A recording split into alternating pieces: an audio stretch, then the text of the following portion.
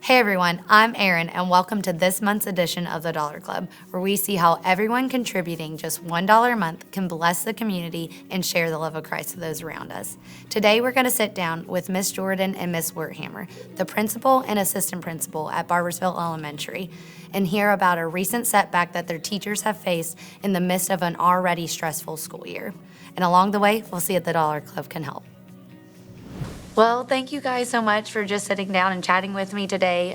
We know that Barboursville Elementary has a big role in the community. Can you just tell us a little bit about your school? Well, what did you say, 656 We have students? 656 students. We Yes. have about 80 staff members total. We're the largest school in Cabell County. We do a lot of community service projects. We took things to the veterans, like socks and toiletries for Veterans Day. We do food drives. We've done drives for Little Victories. So we try to give back to the community as much as we can. We are really fortunate to have great community involvement that makes projects like that successful. Our parents are so willing to help us. Every class it's like a lineup to see who can be homeroom mom. If your class has 8 homeroom moms, then you're probably on the shorter end. But people are just really invested in their kids' education, and our teachers make learning magical each and every day, and that's not an understatement. We heard that you also had a recent big setback here at the school. Can you tell me what happened? I got a call from the central office that said that we had some flooding. And my custodian called and said, I asked him, I said, how bad is it? And he said, the worst we've had. But this was unbelievable. It happened on the weekend that we didn't have school on that Friday. It was the code blue, so no one was here. And they think it really started probably Friday evening or Saturday morning. But by the time we got here Monday, it was devastating. We have 2 main hallways and then a second floor over top of one wing, and there were 2 different incidents that weren't related. So this hallway got hit, and then this hallway got hit, which then leaked down, or this level got hit, which then leaked down. So we had water, an inch or 2 of water that had seeped into the hallways. It was a team effort to get it cleaned up and try to put back together for school. The teachers just saw all of their hard work, their treasures, as I would call them, just had to pitch them. And so even though the school was ready and safe and dry for learning, there were some sad little teachers. Oh yeah, for sure. And some are really still sad because there are some things they're not going to be able to replace, things they've made. Or had for years. Or have had for a long time that you can't really get anymore. So what was it like just coming in that day, and experiencing that?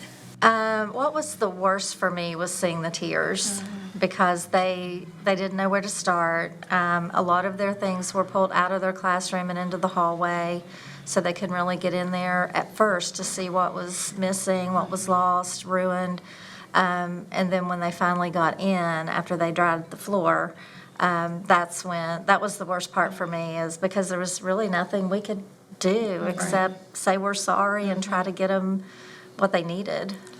And we know that teachers do a lot of just putting in a lot of their own stuff and that they've lost some of that. Can you kind of tell me some things that they have lost personally? I know one teacher in particular who classroom could be featured in some kind of, it's like the blogs or something you see on TikTok. It is. She's Pinterest. She is a picture perfect classroom.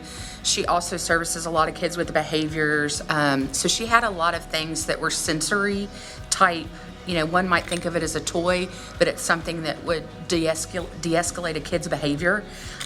So when one teacher had arrived before her and actually met her at the stairwell and said, "Your room was hit pretty hard. I'm gonna walk you," because they didn't want her to walk in there and see it alone. Some people had their own personal electronic devices, all those things.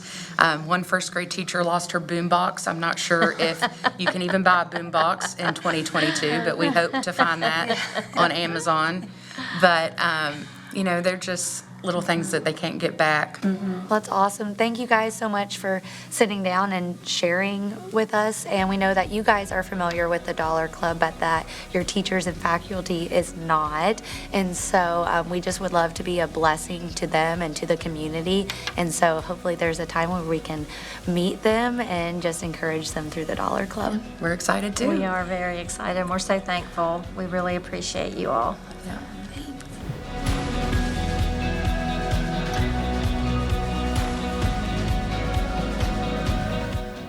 Hi there, I'm Erin and we're from River Ridge Church, and we actually recently got to sit down with Miss Jordan and Miss Werthammer, and they kind of just shared what all you all have been facing recently with the setbacks of the flood and just dealing with all of that stuff that you guys are dealing with. And we actually do a thing called the Dollar Club at our church, where we ask everybody once a month just to throw in an extra $1, and we try to find a need in the community to come and bless them and come alongside them and support them. So I actually have a check for you all today for $4,514. So yay! And I'll give that to Miss Jordan.